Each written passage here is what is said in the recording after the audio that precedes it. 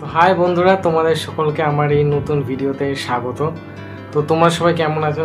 আশা করি তোমরা সবাই ভালোই আছো। তো অনেকদিন পর আমার এই ভিডিওতে আসছি। তো আমি রিসেন্টলি অনেকগুলি মুভি এবং আমি সিরিজ দেখেছি, তো সেটাই আমি আস্তে আস্তে এক এক করে ভিডিওতে আমি বলবো তো আমার কেমন লাগলো। তো প্রথমেই বলে নিই, আমি রিসেন্টলি একটা সিরিজ দেখলাম যেটার নাম হচ্ছে made in India A Titan story.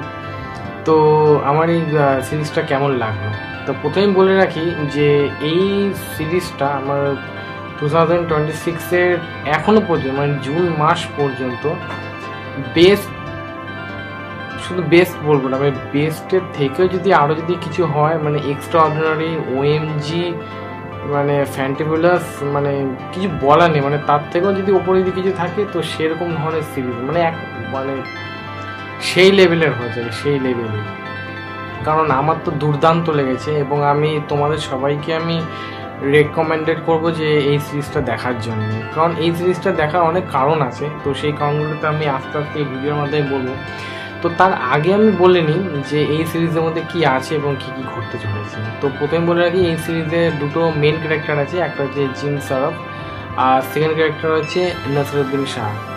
তো মানে নাসিরুদ্দিন শাহ এবং জিম সারফ এই দুটো ক্যারেক্টার যখন তোমরা দেখবে, মানে একই ফ্রেমে যখন দুজনকে দেখবে বা যখন জিম সারফকে যখন ফ্রেমের মধ্যে দেখবে বা তার যে কার্যাবলী বা যে যে জিনিসপত্রগুলি ঘটাচ্ছে, তো মানে অপূর্ব লাগবে। এবং এই সিরিজটার মাধ্যমে অনেক মানে অজানা তথ্য এবং অজানা কাহিনী আমাদের মাধ্যমে যেটা তুলে আসবে। এবং তার থেকেও যেটা বড় কথা হচ্ছে, একটা টাটার মতন যেটা একটা কোম্পানি, সেখানে নতুন একটা বিজনেস করতে যে কত যে সময় বা কত যে একটা টাইম বা কত যে একটা পেশেন্স বা কত যে বাধা আসে, সেটা মানে তোমরা এই সিরিজটা না গেলে বুঝতে পারবে। মানে শুধু আমরা টাটা বলি এবং টাটার পেছনে যে তার স্টাফেদের কতটা যে পরিশ্রম, কতটা যে মানে মানসিক চাপ বা কতটা যে স্ট্রাগল চ্যালেঞ্জেস নিতে হয়, সেটাই সিরিজ না দেখলে আমরা বুঝতে পারবো না। এবং এই সিরিজটা টোটাল আছে 6টা এপিসোড। তো 6টা এপিসোডে মোটামুটি একটা এপিসোড 1 ঘন্টার কাছাকাছি আছে। এবং এই সেকেন্ডলি হচ্ছে জিম সারাফের, অবভিয়াসলি নাসিরুদ্দিন শাহের অ্যাক্টিং তো কিছু নিয়ে বলার নেই, উনি একদম লেভেলের অ্যাক্টিং করে। এবার তার সাথে পাল্লা দিয়েছে এবারে জিম সারাফ, তো তারও অ্যাক্টিং আমার বেশ লেগেছে, বেশ লেগেছে। মানে তার মানে খাটনি বা তার পরিশ্রম, সে যেভাবে কোম্পানিটাকে একের পর এক নিয়ে যাচ্ছে, যে লেভেলে ফেলিয়ার আছে, ফেলিয়ার পর সাকসেসও আছে। মানে আমরা সেই সিরিজটা যখন দেখবো না, নিজের লাইফের সম্বন্ধে অনেক কিছু আমরা বুঝতে পারবো, জানতে পারবো এবং রিলেটেড করতে পারবো, অনেক কিছু জিনিস আমরা জানতে পারবো, বুঝতে পারবো। মানে অপরন্ত কিছু বলার নেই। আর যারা দেখোনি তো তারা তো নিশ্চয়ই দেখবে, আর যারা দেখেছো তো তোমরা অবশ্যই কমেন্ট করে জানিও কেমন লাগলো তোমাদের। আর নেগেটিভ আমার কিচ্ছু বলার নেই এবং নেগেটিভ বলতেও চাই না, আমি জাস্ট বলবো তোমরা যাও এবং সিরিজটা দেখো প্রথমে।